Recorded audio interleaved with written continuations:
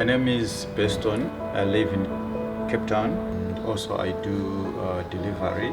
Interbet helped me to realize my dreams.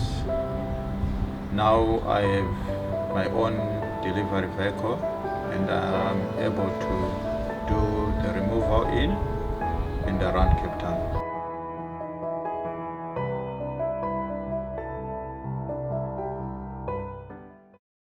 Race number 8 on the card, race 8, a Pinnacle Stakes over the 1,000 meter trip, and race 8 goes off at 3:20 on the Saturday afternoon, and we have a field of 12 runners that go to post over the 1,000 meter trip. We have a rerun for you. Coin Spinner, when winning his last start, a Pinnacle Stakes, beating Tempting Fate with jockey Keegan DeMello aboard, and we have an interview with Stuart Ferry and Gareth Van Zyl. Elsa Keat. Tempting Fate with just on 250 to go. Coin Spinner. Ambiorix is on the inside. Battle Force and Elsa Keat trying to close in. Tempting Fate by ahead, but here's Coin Spinner on the inside running an absolute cracker. Coin Spinner and Tempting Fate. I say Coin Spinner gets there from Tempting Fate. Ambiorix, Elsa Keat in a photo with Battle Force. Maybe in that order. Yeah, we also think he's a bit better down the straight. So obviously he's holding his form nicely, but I mean we actually noticed yes, the Pinnacle bands have changed. So he's not in. He's worse off the weights with some of them, especially Socrates or whatever. We beat him last time, and now a bit worse off. But listen, he's fitting well at home, and back at Scottsville too. He's definitely one of the contenders. The drop and trip's not preferable, but I do think he'll manage it. He's working very well back home. He's doing well. But yeah, if it was a 1200, I'd be confident. However, we've got to be a bit guarded down to the 5 furlong. Having said that, there's more to this horse than what he's achieved. He's still going to improve in the ratings in his career, I think.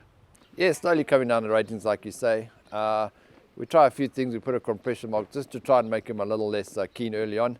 And if he can just be a little less aggressive in the first couple of furlongs, he's run well at Scottsville.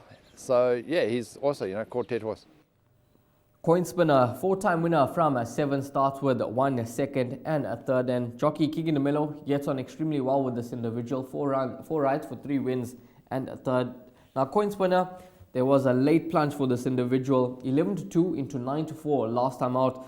All the race time support for him, and Coin Spinner duly came through for the backers of him, and he beat Tempting Fate. I thought it was a nice win from him. Dees, how does he sort of fare in this race? Do you think he's a horse that can beat this lineup? Well, he's an up-and-coming 3-year-old sprinter, and when you look at the field, well, he is the only 3-year-old in the race taking on some older, hard-knocking horses. He's at 52 and 52 and a half on his back. He's worse off at the weights with horses that he beat last time out. But he just seems to raise his game each time they try and test him. Can he raise his game to this level? I'm sure he can, but he cannot be a confident choice in any way here, number 12, Coin Spinner. This is a serious field of sprinters. This horse, after the rain, I've taken a big chance here. When you go to the shortlist, you'll see I went with him as a place accumulator banker. He loves the course. He's 3 from 3. The distance will have to be the test. 3 wins over 1,200, 1 over a mile. But he just shows natural gate speed, quick fractions early, runs all the way to the line. Gareth Van Zyl did err on the side of caution last time out, coming from Cape Town, that his horse may just need it, and he maybe found out the final 200 meters. Wow, he nearly pulled it off. He was beaten by Aqua Bolt, who just got up under a tremendous ride from Grant van Niekerk as well. So I like what Garrett said there. I think there's more to come from this horse with his rating, with his improvement. He just seems to have a twinkle in his eye when he talks about this fella, number 9, after the rain. And over 1,000 meters at that course, whilst there's lots of speed in the race, they are specialists over this distance. Mr. Cobbs, a 6-time winner over 5 furlongs. 5-time winner, Bold Ransom. Elsa Kitt, a 4-time winner. Quite a trip, a 5-time winner. We've got a 7-time winner over the distance in Filippo. The list goes on. Tempting Fate is one of the runners that's unexposed over the distance.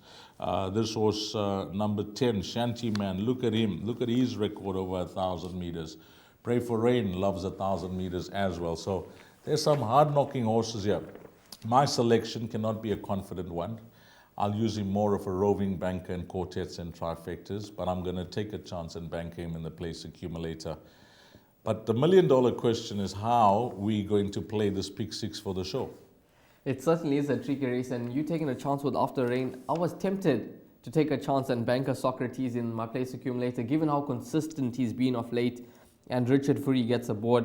But I just thought, you know what, let me include quite a few horses in this race and take a chance earlier on in the card with the banker and the PA. So race number 8, it's tricky. There's quite a few horses with chances. Is it more than half the field? I think it's got to be more than half the field. Then you we can't have to exclude go the the rule. high felt runners. Then we have to go with the rule. If it's more than 6 runners, Ryle, then I just think just play the safety card. I mean, let's go the field then. I think the field is a good option, and we could get a bomb result. So what's your roving banker for? Mine is After the Rain, if the guys are looking for your roving banker. Mine would be the 8, Socrates, given how consistent he's been of late for Shane Humby and the owners. So I'm looking for a nice run from Socrates, and then you said number 9, After the Rain, who does drop in trip to the 1,000 meter trip. So if you are looking for roving bankers in those quartets for race number 8, horse number 8, Socrates, and number 9, After the Rain could be 2 that you include.